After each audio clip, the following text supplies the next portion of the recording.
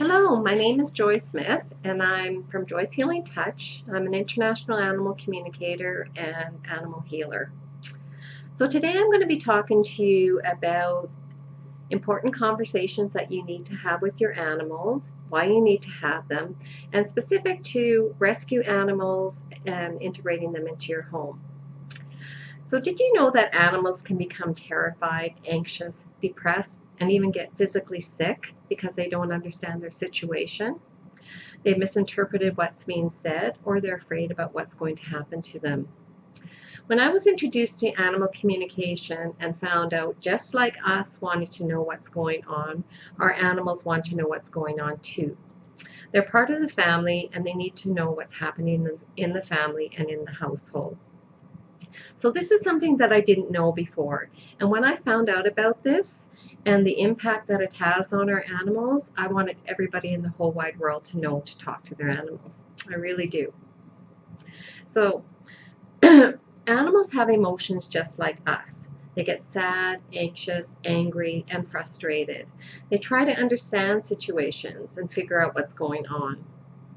You don't need to have any special gifts to do one-way animal communication. Just explain to your animals what's happening. Talk to them out loud. It makes all the difference in the world to them. So the reason I want to talk to you about communication is because there is such a great lack of communication with our animals. I teach people how to communicate one way with animals or telepathically. So let's just dive into the topic now. So animal communication in regards to rescue animals. One thing I've come to understand with rescue animals is they all have abandonment issues. And here's some of the behaviors that can show up. High anxiety, being scared, not trusting anyone, extreme separation anxiety, destroying your home when you leave.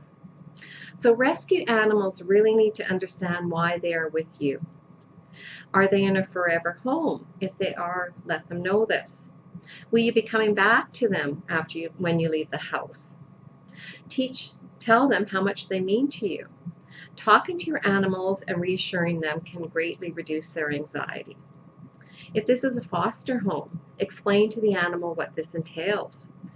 That this is only a temporary home until a new home is found for them. Or will they be going back to the kennel after a certain period of time?